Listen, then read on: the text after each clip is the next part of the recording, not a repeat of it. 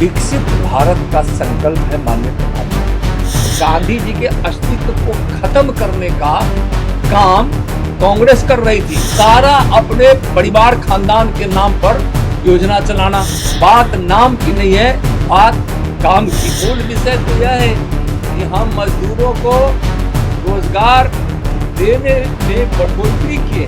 विकसित भारत का संकल्प है तो विकसित भारत के साथ जी राम जी करके योजना को अधिनियम किया गया। समस्तीपुर पहुंचे हैं केंद्रीय गृह राज्य मंत्री नित्यानंद राय और समस्तीपुर के सर्किट हाउस में उनका जोरदार जो है स्वागत किया गया है। उस पर लगातार जो है उनसे चाहने वाले लोग उनसे मिलने को लेकर पहुंच रहे हैं और उनसे मुलाकात कर रहे हैं। और कहीं ना कहीं जिस तरह से जो मनरेगा योजना का नाम बदले जाने को लेकर जहां कांग्रेस लगातार प्रदर्शन करती हुई नज़र आ रही है और लगातार विपक्ष जो है हमलावर बनी हुई है, ऐसे में केंद्रीय गृह राज्य मंत्री जो जब यहां पहुंचे हैं तो वो इस मामले को लेकर जो है कांग्रेस पर हमला कहा, विपक्ष पे हमला बोला है कि विपक्ष के पास कोई काम नहीं है।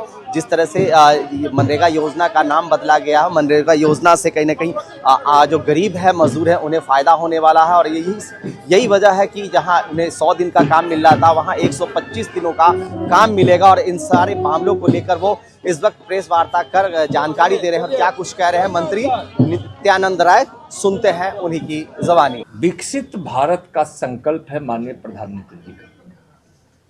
2047 में जब भारत अपनी आज़ादी का 100वां वर्षगांठ मना रहा होगा, उस समय हर क्षेत्रों में भारत श्रेष्ठ भारत बने, यानी विकसित भारत हो, जिस भारत में कोई भूखा नहीं हो, कोई बेघर नहीं हो, कोई अशिक्षित नहीं हो और प्रति व्यक्ति आय भारत का इतना अधिक हो कि इस देश के एक भी परिवार ऐसा न हो जिस परिवार में जिस चीज की जरूरत हो एक अच्छे जीवन यापन के लिए उसका अभाव हो। ऐसा प्रधानमंत्री जी का सोच है कि उस समय हमारा देश का कोई परिवार अभावग्रस्त नहीं रहे। गांधी जी के अस्तित्व को खत्म करने की बात जो कह रहे हैं, तो गांधी जी के अस्तित्व को खत्म करने का काम कांग्रेस कर रही थी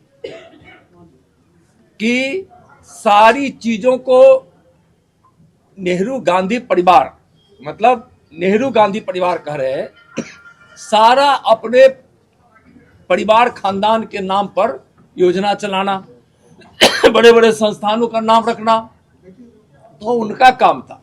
गांधी जी की जो भावना थी, मैं बताया, ग्राम स्वराज का, गांधी जी की भावना रही है श्रम सम्मान का, गांधी जी की भावना रही है ग्रामीण अर्थव्यवस्था को मजबूत होने का, आत्मनिर्भर बनाने का, जन सहभागिता का। उस उद्देश्य को यह पूरा कर रहा है। बात नाम की नहीं है, बात काम की है।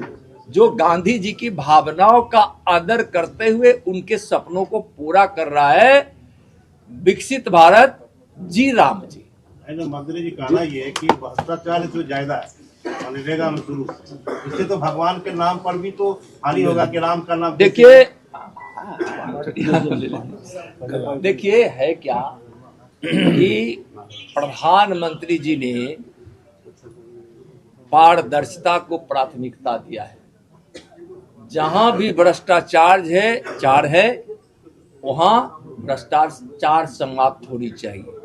इसीलिए भ्रष्टाचार न हो, पारदर्शिता के काम के साथ काम हो, इसके लिए इसमें कई नियम डाले गए। संशोधन हुआ है जिसमें कि देखा जाए तो लेबर का तो निश्चित समय के अंदर में पेमेंट हो जाता है, लेकिन 3 साल 4 साल के बावजूद भी मटेरियल का पेमेंट नहीं हो पाता है। इस संदर्भ में भी कोई दिन तारीख निश्चित किया गया है कि इतना दिन के अंदर में पेमेंट क्लियर हो जाए? नहीं, देखिए यह रोजगार आधारित यह योजना है, मजदूरों के लिए है और ग्रामीण विकास के लिए है, परिवार की आर्थिक उन्नति के लिए है, जिसमें निरंतर उसको मजबूती प्रदान हो।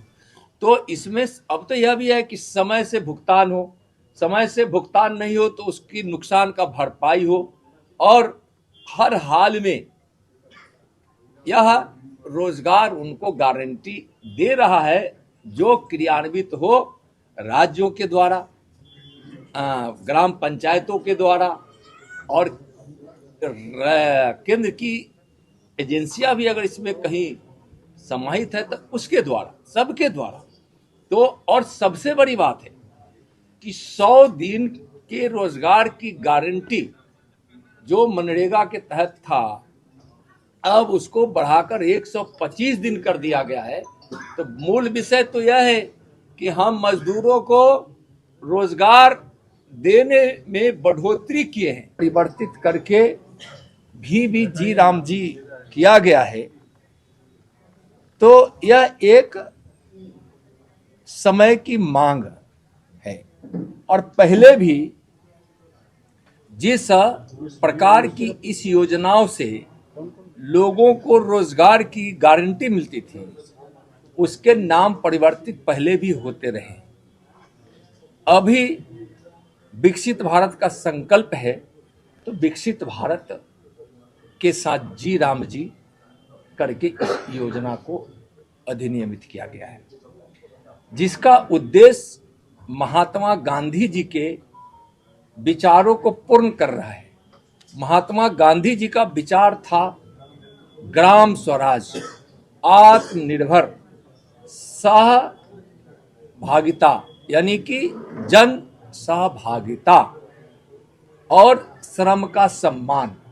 उस भाव से ही यह योजना है, और बात नाम की नहीं है, बात है भावनाओं की।